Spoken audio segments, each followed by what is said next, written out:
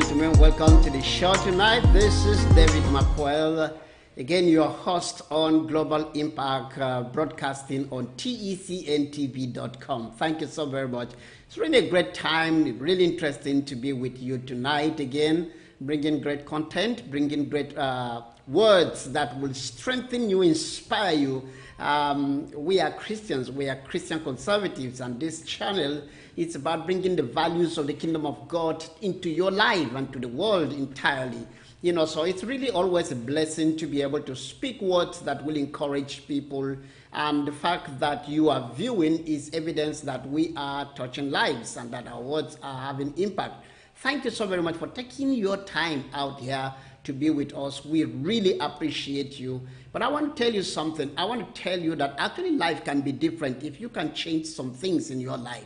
They can always be different. And even those who are doing very much can do much, much better in life. There is always, as long as you live, as long as you have God's breath in your lungs, you have the opportunity to be better in whatever you do and actually be better in your way of life. So don't be discouraged and don't let the burdens of life really run you down. It's really incredible how people who have been beaten down before in the past could rise up and do something incredible with their lives. For example, someone like Mike Lindell, who is the founder of My Pillows. This was a drug addict, terrible one. And you could see how Jesus turned his life around today. He's not just a productive person, but he has given life an opportunity to hundreds of thousands of people all across the United States and even around the world. So it's really a great opportunity. I tell you, even if life has beaten you down so bad, you can always do much better. You can always improve. So please don't go away. We will look at what we've been looking at throughout this week. Today's Friday edition. It's going to be powerful. Thank you for tuning in. God bless you. I'll be back shortly.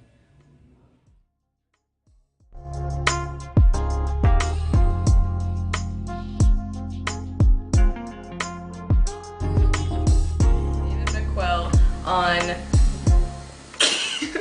Global Impact at TC.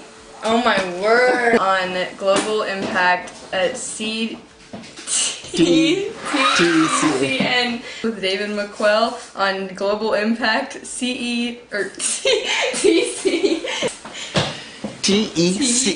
ECNTV.com. Yeah. And with David McQuell on Global Impact at TECNTV.com. TECNTV.com.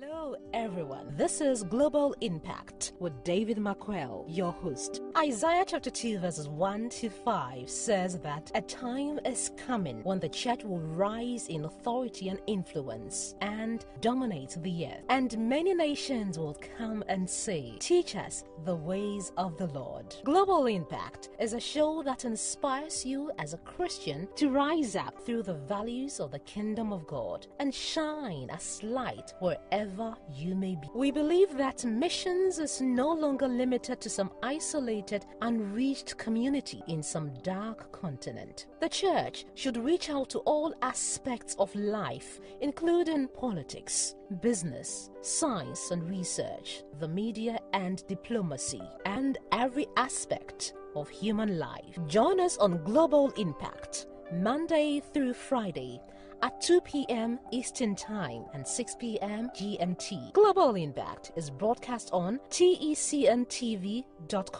Join us.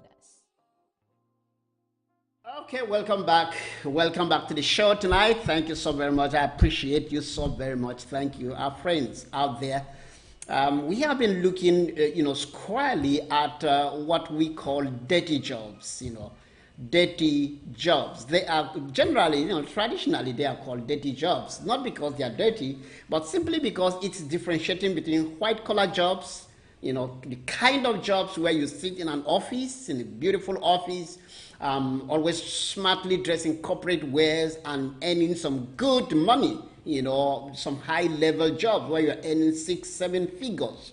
That's what's called white-collar jobs. But blue-collar jobs are jobs that involves hard work, sweating, sometimes getting your hands dirty, putting on some greasy overall, and, you know, working hard with your strength, you know, and with your mind. And that's what is called blue-collar jobs or dirty jobs.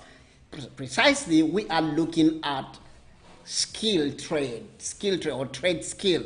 Things that you can actually easily run as a one-man business, as a business employing 5, 10, 15, 20 people or 100 people. You know, those kind of businesses that include sometimes things like carpentry, like plumbing, electricians, you know, air traffic controls, and, you know, and then a new one yesterday, which is a ventilator repair, what do you call it? Not ventilator, well, air condition repairers, you know, and installers, you know, and then a sensor, you know, the lift, you know, a escalator engineers, and so on and so forth. And it's incredible, so many opportunities. That point is this: a lot of people have, in fact, traditionally, it's always been believed that it is those who went to school, college, and who, you know, gone to college, done so well in school, that succeed in life. It's generally accepted that that's the way to succeed, that's the way to make it.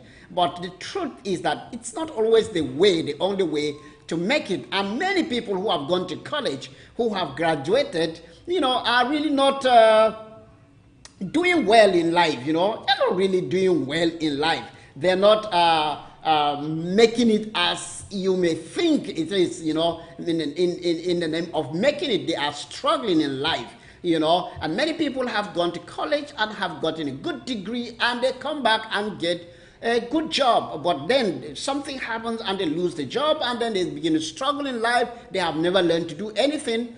Or in some cases, there are people who went to college, came out with a fine degree, and have not been able to get a job. Because everywhere they go to look for a job, they tell them, hey, you know, do you have any experience? Do you have any experience? What's the experience that you have? You know, what's the experience that you have? You know, so, hey, how are you even going to get an experience if you have not gone out to get if you're not being allowed to work? You have to be allowed to work in order to gain some experience, some sort of experience, you know.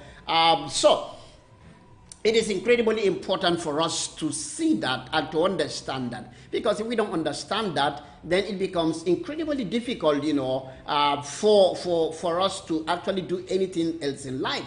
Many people give up in life. Many people are discouraged. Many people are lost because they have told them that, you know, because you didn't do well in school, so you won't do well in life, you know. And but it's not always like that. It could be very deceptive if you think that is true, but that's not true. That's not really true. And so it's incredibly important for us to understand that. You know, you need to understand that. You need to get that point very well, that just because you didn't go to college, or just because you didn't do well in college, or just because you didn't succeed, or whatever it is, that college didn't work out well for you, that's not like you're condemned. That's not like you're finished. That's not like you have no way, again, nowhere else to go, or you have no future or anything. No, but basically you have a future, you have something to do in life, you have a great way of succeeding, you have many other great things that you can actually do with your life if you understand this. And that's why we are looking at this subject today. First of all, we said clearly that there's nothing wrong with going to college. There's nothing wrong. College is not a bad thing. We're not saying that people shouldn't go to college. Simply saying that it's not everybody who is going to go to college. It's not everybody that needs college to succeed in life. You know, it's not everybody that has to go to college to succeed. And also, we're also saying that it's not everybody who doesn't go to college that fails in life. You know, there are people who are cut out for college in life. That's the way they will succeed. That's the way they're going to make it in life.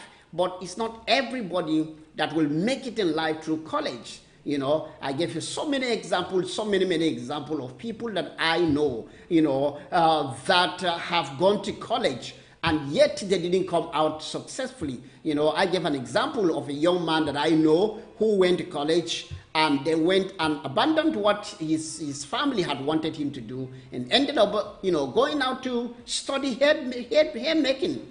And the guy is making lots of money, 6 figures. In fact, I met him in Abidjan, West Africa, many years ago, and this guy didn't even have he didn't have time to sleep. Customers were coming round the clock to make their hair. Some people prefer at night, some people prefer afternoon, some people prefer evening. He would employ hired hands, people who, good hairdressers, and yet everybody will say, we want Jay. We want Jay. If Jay's not going to do it, nobody's going to do my hair. And it was incredibly burdening for him. But I have to tell you how successful he was. How successful he was. It is absolutely important for us to find the place that really suits us. If college is all you want to do, there are some people that are educators. They're going to become teachers. They're going to become professors in universities. They're going to teach in colleges and different institutions of higher learning, and even in primary school, in secondary school, high school. There are people that are cut out for that. If that's your place, shine there. Do well, excel in it, enjoy it, and do it with all your heart. In fact, if that's your place, you will be transforming lives through your teaching. However, there are people who are not cut out for that. There are people who will be oil engineers. There are people who will not be. There are people who will be doctors. There are people who will not be, even though they are good in science. So it's absolutely important for you to find that place that suits you, that place that really fits you. The essence of education is enlightenment. For some people, a high school education is good enough. It's fine in life, actually. And they succeed very well. They succeed very well. When Bill Gates and Mark Zuckerberg and Jeremy Bowen and many other people found out that college was not meant for them, they drop it. Some people had gone to college and dropped it, and went on pursuing the dream of their lives, and they came out powerfully. Today, they are multi-millionaires and billionaires, and they're employing lots of college graduates, even though they didn't go to college themselves. Why? Because they found out the place that suits them. You need to find that place that suits you, the place that is actually really, really good for you, the place that is befitting for you, so that you can shine in that place. You can do extremely well in your place. And when you do well in your place, you enjoy life, you're happy, and you look at your achievement and you are happy. And you are doing well also because you are able to take care of your needs. You are able to pay your bills, take care of your family, raise your children, and be a happy believer. Absolutely important. But before then, find out that place that's so good for you. Some people just love carpentry. And I can tell you, no matter what you do, that's what they want to do. And they excel in it. They make good money. They employ a lot of helping hands. Succeeded. We saw yesterday a young woman who graduated from one of the prestigious universities in the United States of America, and how she abandoned that and went and did apprenticeship for electrical engineering, and she's an electrician today, doing so well in life. She's happy.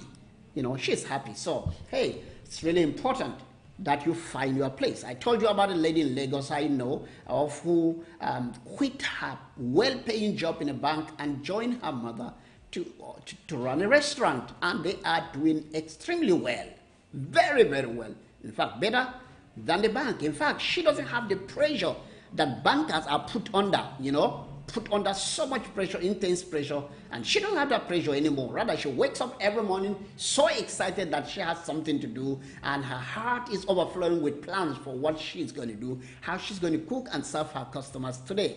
That's incredibly great. And you know what? She's been paid more than the bank was paying her eventually.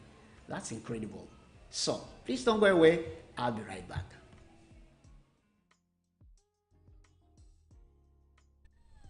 Thank you. Hey, I'm Ken McClinton, the host of the Exceptional Conservative Show, live from the nation's capital. I love this cat, the Exceptional Conservative Show cat, Jacob.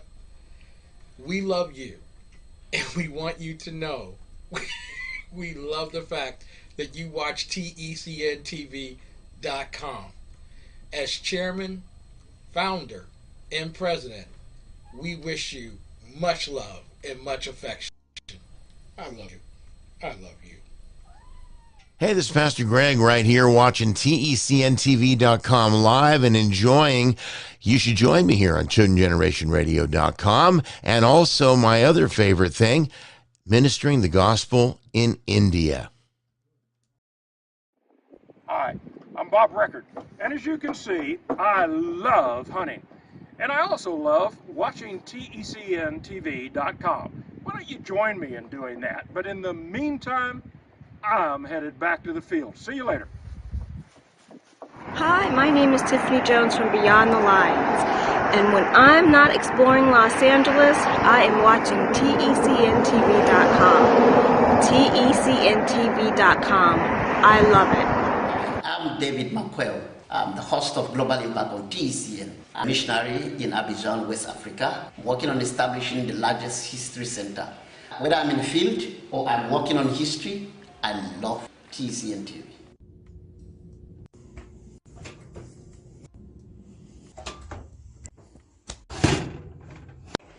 When I'm not making delicious cookies, I'm watching TECNTV.com. Hi, I'm Randy, and I love the golf. And I love TECNTV.com.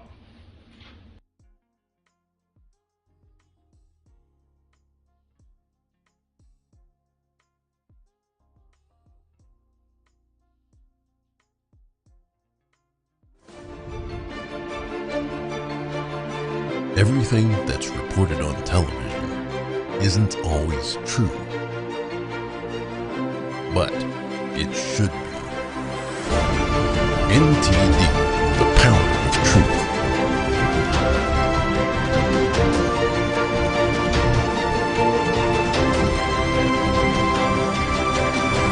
Now available 24/7 on television and streaming platforms.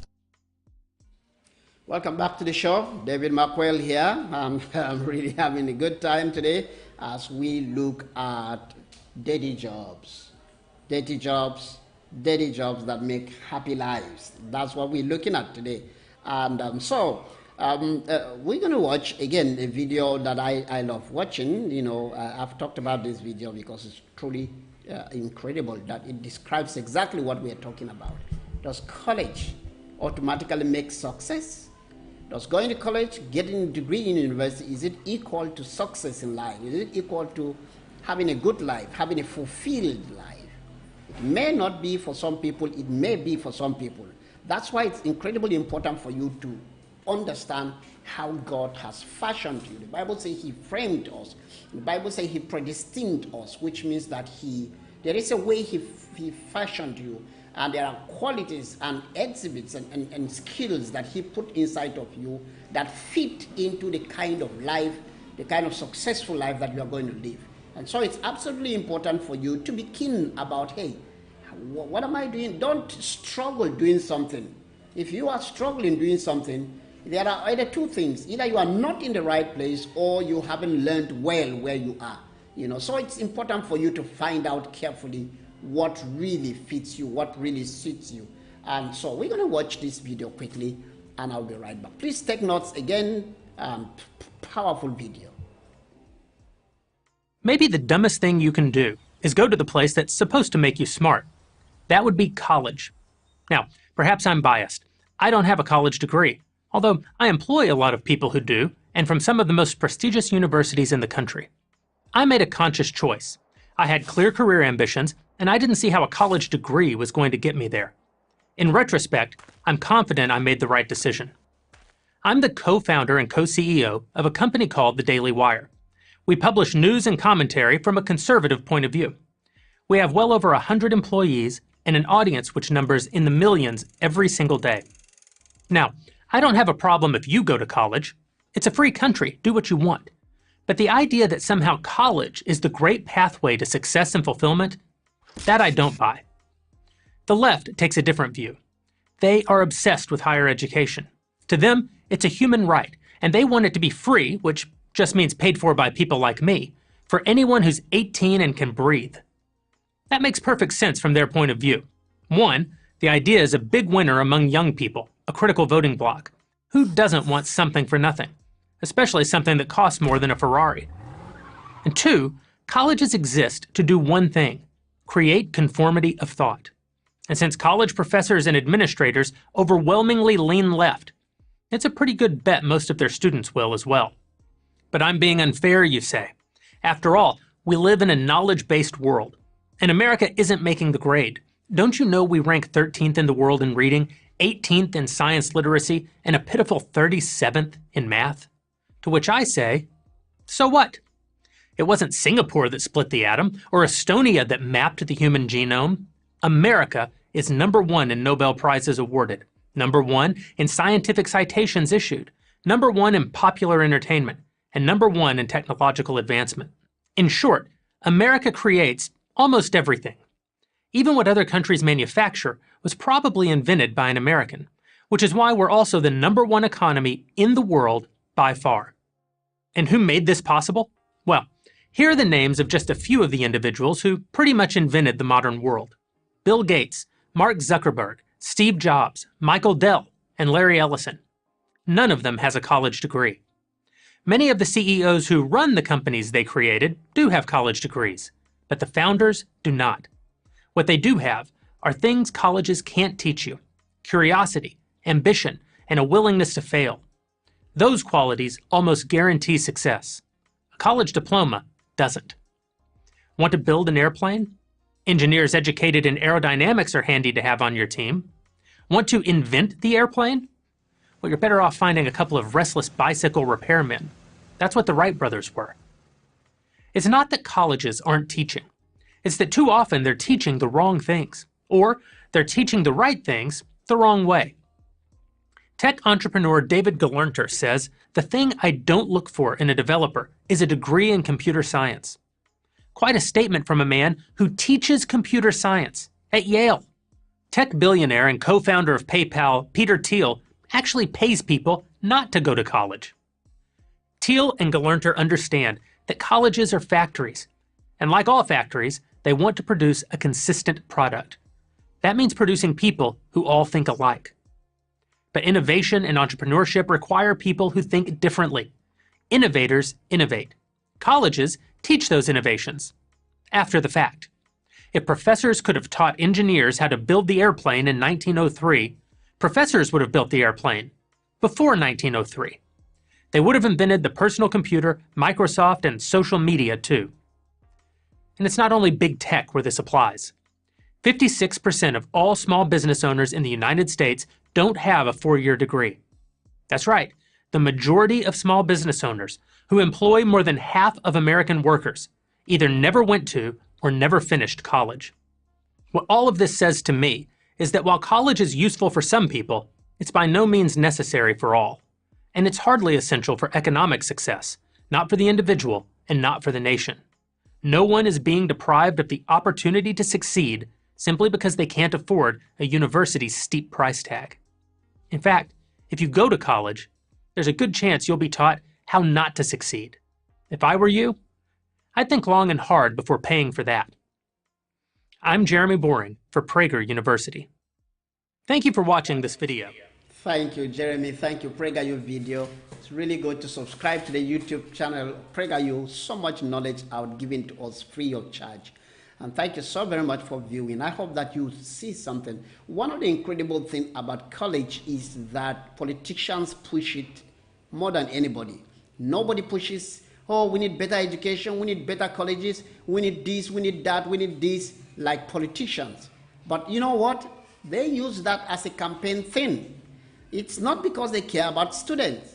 It's not because they care about the future of students. It's simply because it's a campaign theme. Politicians know that if you have 40 million students in a country, then most probably 20 million of them vote. And if winning those 20 million is one of the surest way to win an election. So they bring in college, not because they care. If they do care, then they will be analyzing the colleges and schools and see if they are performing well. How many of you know they don't care about the performance of students? Politicians don't care if students perform well or not. If they talk about performance, They really basically talk about it because they want to push the issue of college.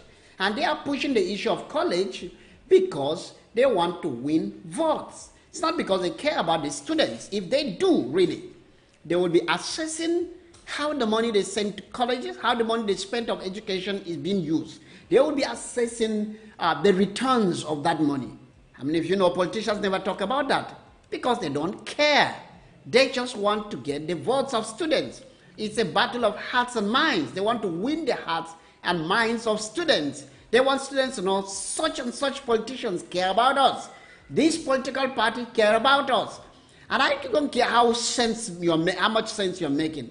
If you don't appeal to the sentiments of students, then they will not go along with you, even if you are very sensible and what you're saying really makes sense.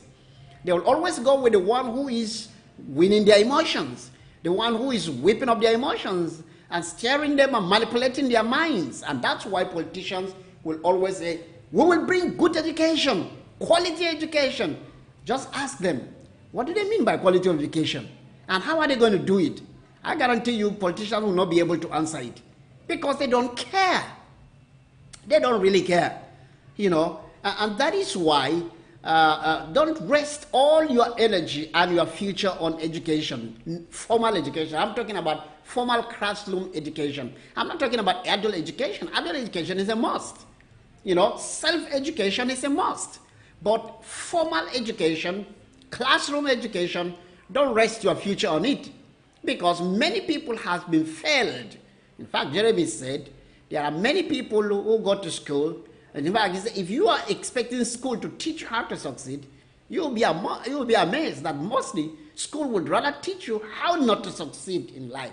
And he said no one is being deprived of success simply because you couldn't afford the expensive college, the expensive education that you wanted to go to. So I'll be right back after this break.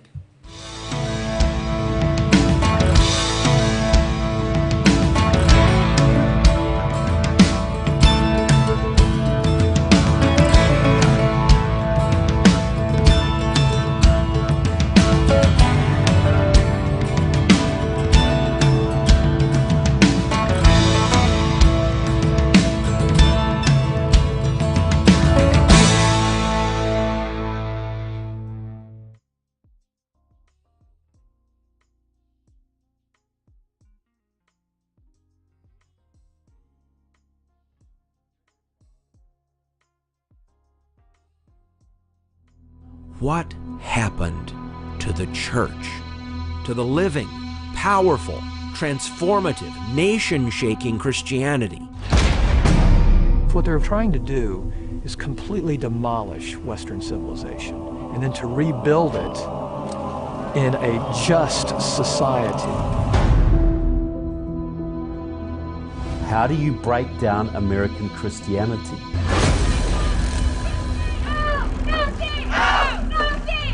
I think the problem today in our culture is many of our words have been co-opted and stolen and dumbed down and reversed. Social justice is sold as something that it isn't. Critical race theory is sold as something that it isn't. Whiteness has caused blindness of heart. Whiteness has caused blindness of heart. When you preach victimization, it always leads to vengeance and vice. Us against them, me against you, I want my pound of flesh. American churches today are where the universities were 10 years ago. Pretty heavily Marxist. They're not quite there yet, but they're well on the way. Many of the seminaries and Bible colleges are definitely already there. That message that they're going out and taking the world is not, you need to repent of your sin, receive Christ. Instead, the message that you actually have is they are under the weight of racism or sexism or homophobia, and then we need to unify them together. I'm gay, I'm 29, I'm a youth pastor in New Jersey. I'm straight, and I'm also a youth pastor in New Jersey. We're planning on sharing life together for the rest of our lives, which we're not totally sure what that looks like. Obviously, Nick is straight, and he does plan on getting married. When he has a wife one day, she'll make those decisions with us. The future damage of what we're doing now is just going to be enormous. The entire fabric of family, personal wealth, private property, all those things are out the door. and everything is the state. They believe the state is God. They don't define justice the same way as the scripture. Oh, no. It's going to be an equality, all right. And it's going to be a totalitarian Marxist justice.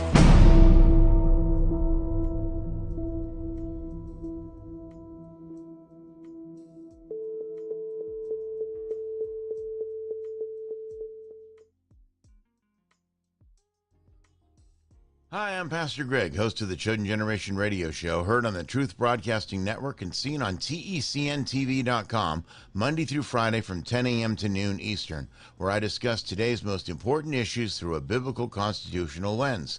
TECNTV.com appreciates our partnership with NTD, and we'd love for you to give our great programming a view. That's TECNTV.com, Chosen Generation Radio with Pastor Greg. God bless you, and God bless America.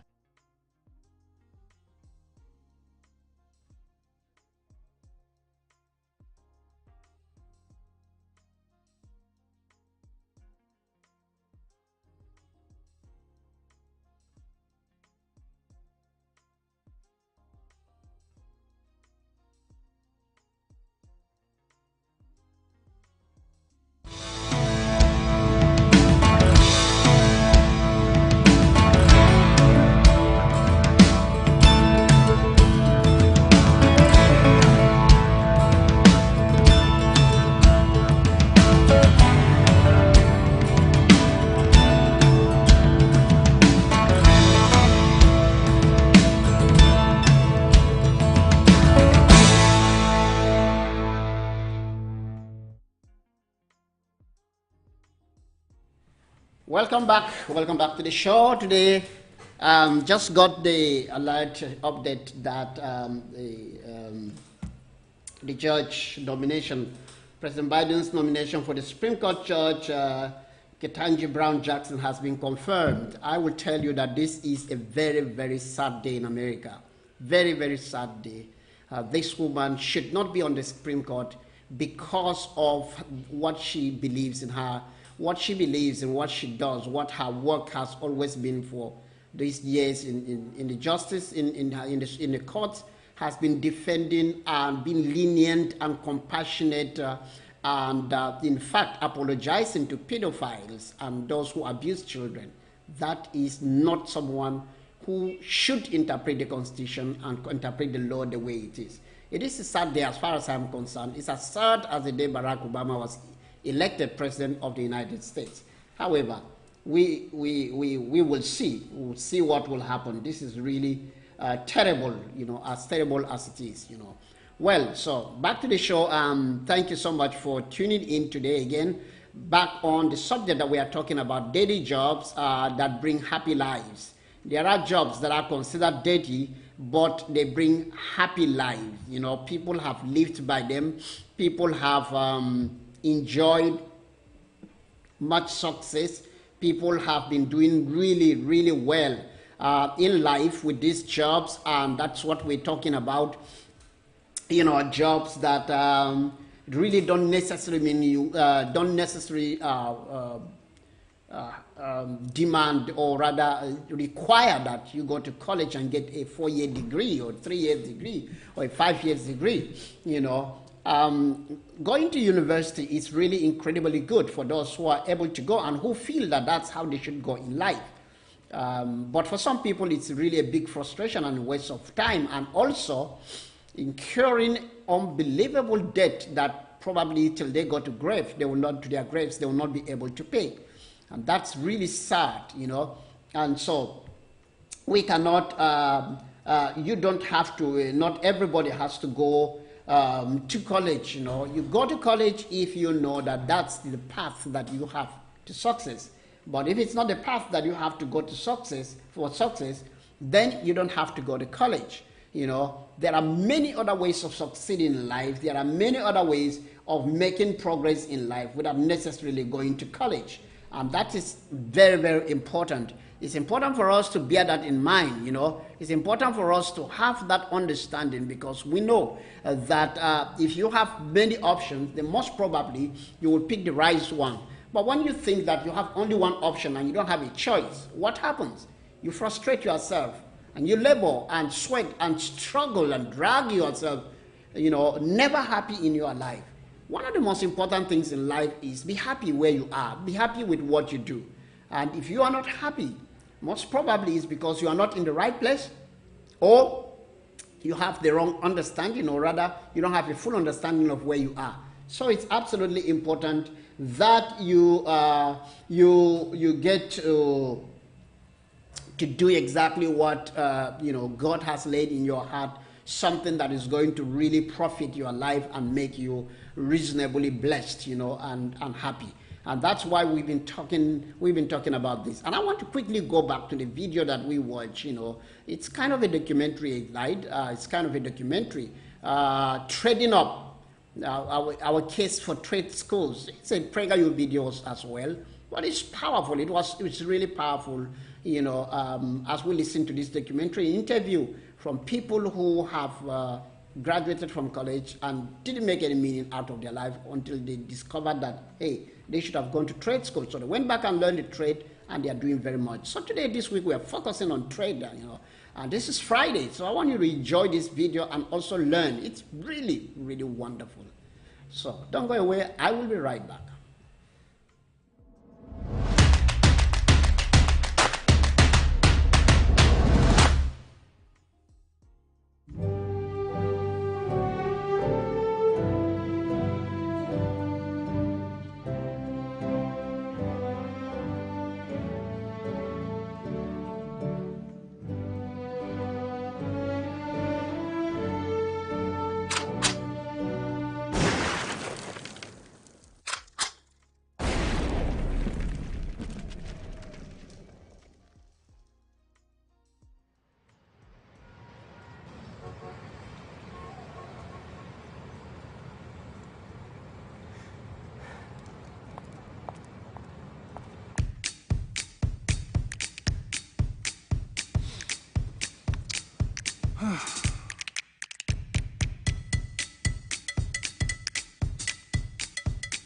Wow.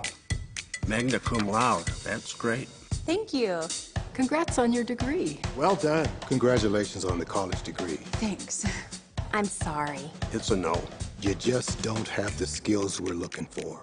Sorry. I'm sorry. You need more skills. We can give you a position in the mail room. You have a bright future ahead. Best of luck to you. Best of luck to you.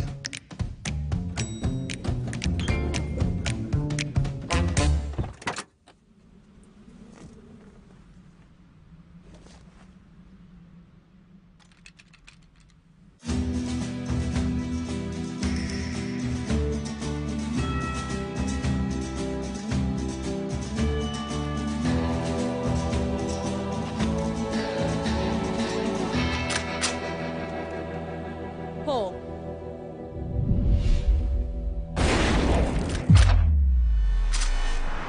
This is Chloe. Hold on. This isn't the real Chloe, and none of this really happened. I mean, this would have been Chloe if she listened to the usual advice, but the real Chloe chose a different path. This is her story.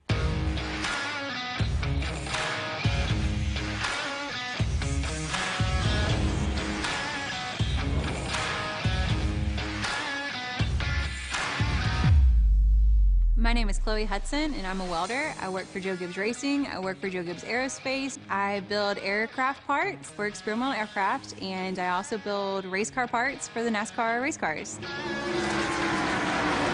I get to do my dream job every single day. I get to end my day fulfilled. I get to build these awesome parts and change history, be a part of changing history, be a part of changing race history as they progress with cars, being a part of experimental aircraft and how it changes history. My journey didn't start off as me always wanting to be a welder. My freshman year of high school, even before then, I just knew I wanted to be a doctor. I wanted to be a surgeon, whether a general surgeon. Later in life, I kind of wanted to be a plastic surgeon. Got into a four-year university day after I graduated high school, started that program and hated it and realized this was not going to be for me. I couldn't do 4, 6, 10 years of this. So I hit the road and really learned a lot about a bunch of different skilled trades. And I went and interviewed for an aviation job. I wanted to build aircraft parts, and I went into this interview, and I will never forget the day this interview sat me down. And he had my resume, and I had all these different trades that I kind of got to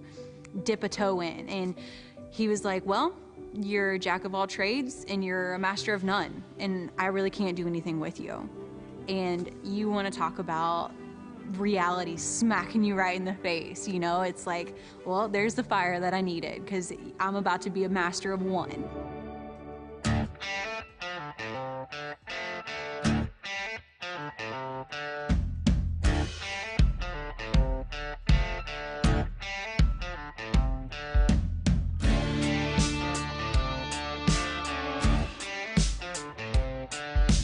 Trade school's not cheap, and in the process of trying to find scholarships, I found MicroWorks Foundation.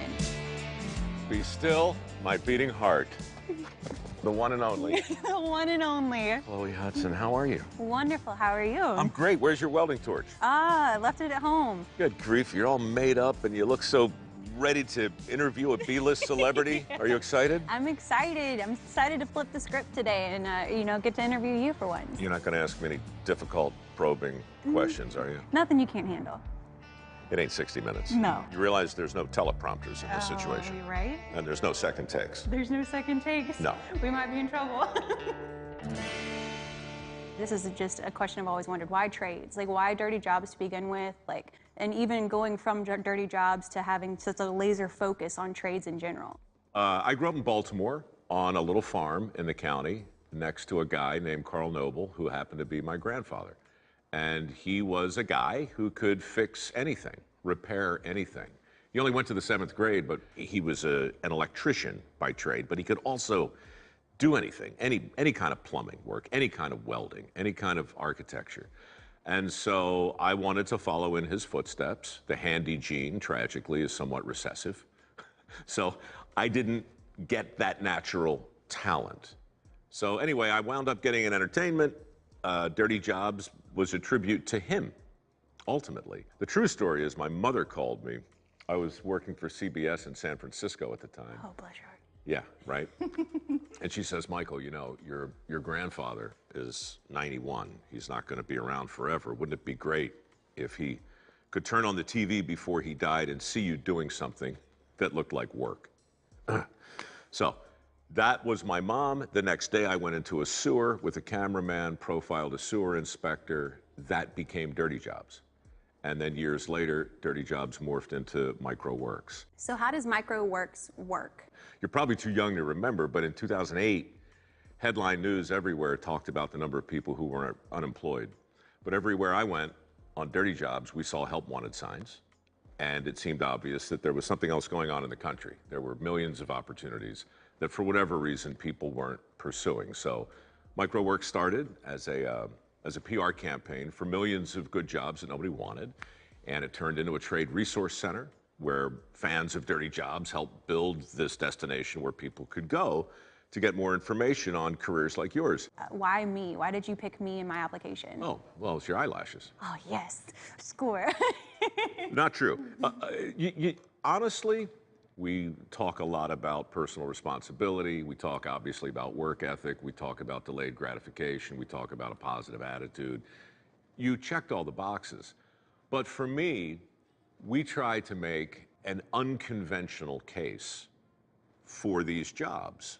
And you are an unconventional person in that way. You're not a stereotypical welder. And so, you know, I also loved your story about your initial dream, which was to be a plastic surgeon. Yes. Does that recall? Yes, correct. So here's a woman who has a dream. It's a very expensive dream. You were looking at, what, $300,000-$400,000 in debt? Yes, correct. Right. So you're a young woman who has a dream, who decides at the last minute to throw the flag and say, no, I'm not going to borrow that amount of money. So what am I going to do?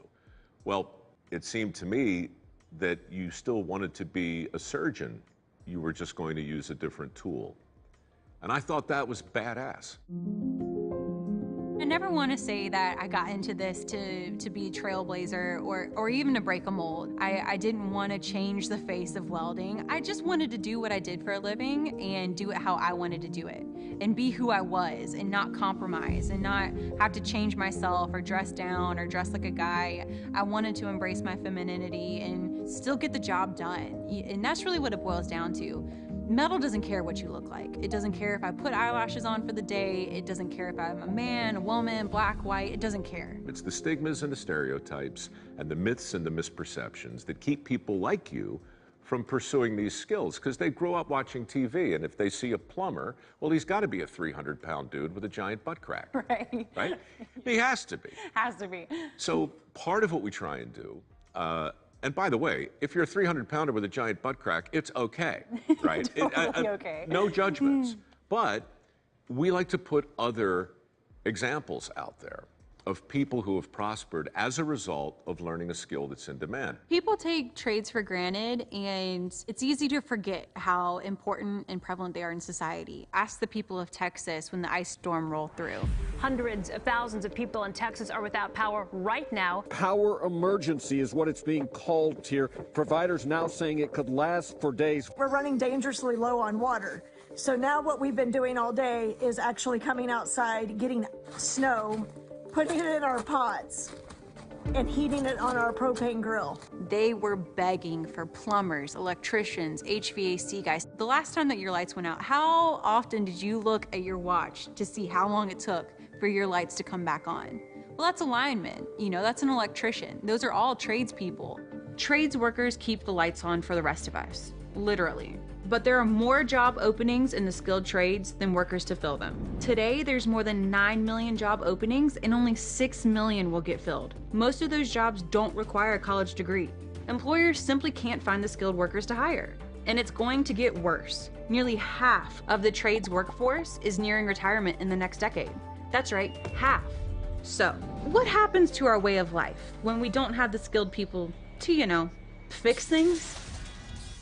So what if someone doesn't want a dirty job? What? Whoa. What do you mean? Dirty job, Who doesn't want a dirty job? Right? I mean, is that the kind of person you send to college? Look, there is no kind of person. There is no dirty job. There is no clean job. There is no good job. There is no bad job. There's work, there's jobs, and there are people. And we're not all the same. And part of the problem today, in my view, is that we talk to everyone as if they're the same person. We dispense this advice like it's one size fits all, and it's not. But I'll tell you what is quantifiable. How much debt do you have? I have no debt. Okay. Not everybody can say that. We got $1.7 trillion in student loans on the books right now. Before the pandemic, we had 7.5 million open positions, most of which didn't require a 4-year degree. And yet, what do we tell this generation again and again? If you don't get your 4-year degree, you're screwed. It is a trick and a trap, in my view, to talk very broadly about advice. There might be people watching this right now who should go to a 4-year school. Right. I have no doubt. I have a 4-year degree. My liberal arts education served me really, really well. But I'll show you something that exists today that didn't exist when I went to college. And here it is, this thing. Right. I have access now with an internet hookup to 99% of all the known information in the world. 2 nights ago, I watched a lecture from MIT. Last week, I watched a lecture from Harvard for free. Anybody, anywhere today has access to all the stuff that I had to pay for in 1984. And it's madness to suggest that the best path for the most people is also the most expensive path. If something is more expensive, does that make it better? Colleges and universities are hoping you think so. Sitting on billions of dollars in endowments, they can't resist hiking tuition every year, taking money from people that can least afford it. So, where does all that money go? The amount of money spent at American colleges on administration is now almost equal to the amount spent on actual instruction. Of course, no one actually knows what a college administrator does, but we do know what they make.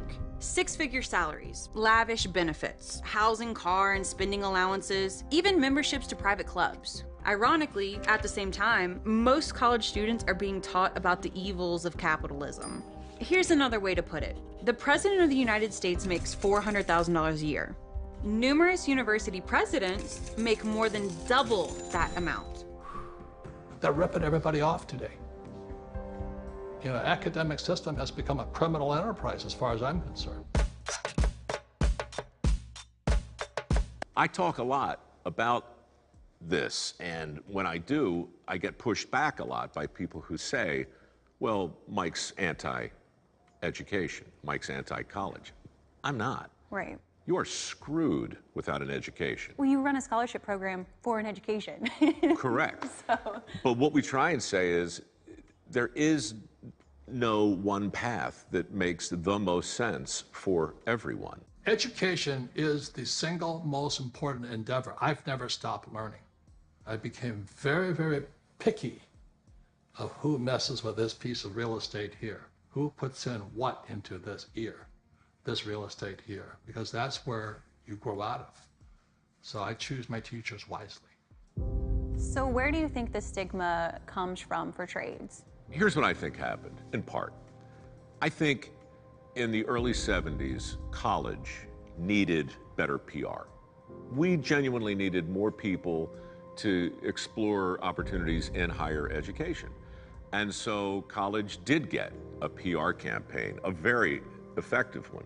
Unfortunately, like always happens with PR, the campaign went too far. They started to say, if you don't go in this direction, you're going to wind up turning a wrench. And so the whole proposition became a cautionary tale, and we began to promote one form of education at the expense of all the others.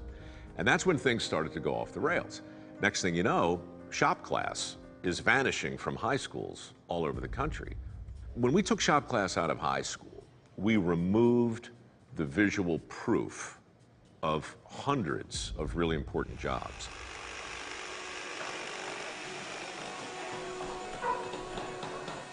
We've been brainwashed into thinking that a four-year university is the only pathway to success. And I think now we know that it's just simply not true. My name is Rob Doherty, and I am the founding principal here at Power Technical.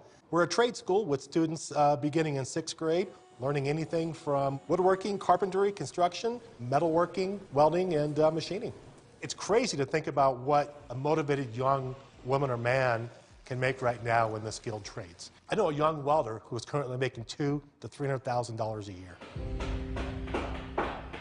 I'm planning on leaving here with an associate's degree in architecture engineering, and I've already been offered a job at a home building construction company. When you consider having to spend 4 years in school and have $100,000 worth of debt versus starting right away and having no debt, you're $100,000 ahead before you even talk about the fact that you were making money for those 4 years. The trades are never going away.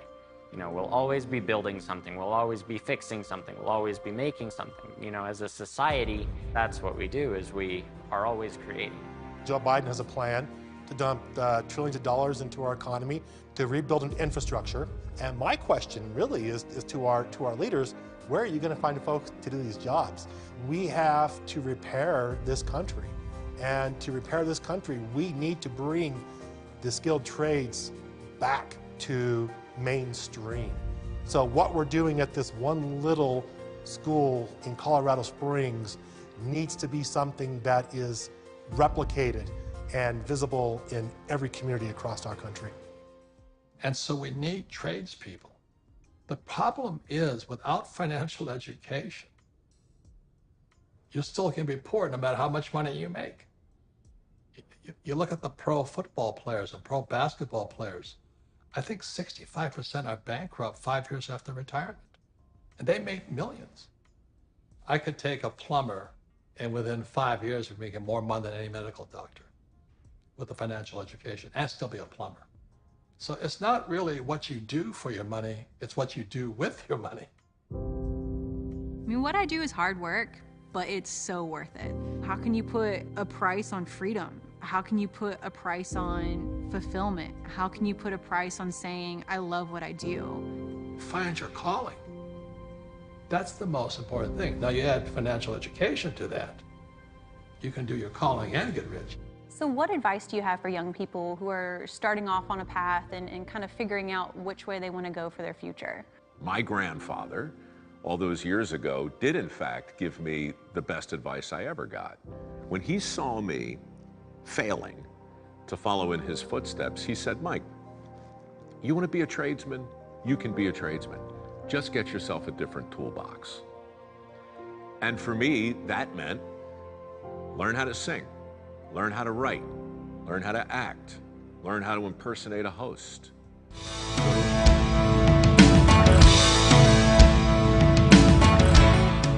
Thank you so very much for being with us this week. Thank you for viewing these shows throughout the week. We have talked about alternate ways of succeeding. It's not just college. It's not just a degree from college.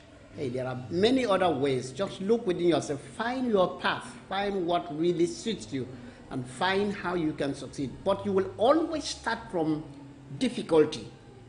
After the difficulty comes the success, the joy, the rest, the happiness, and the fruits to show for what you have done. So please, never you force yourself to do what is not right for you. God bless you. Thank you so much for being with us this week. Enjoy your weekend. But remember, we have weekend movies on TECNTV.com. Saturdays and Sundays, lots of movies, documentaries. Please tune in and enjoy yourself. Enjoy the weekend. God bless you. Have a great weekend. Thank you. Bye-bye.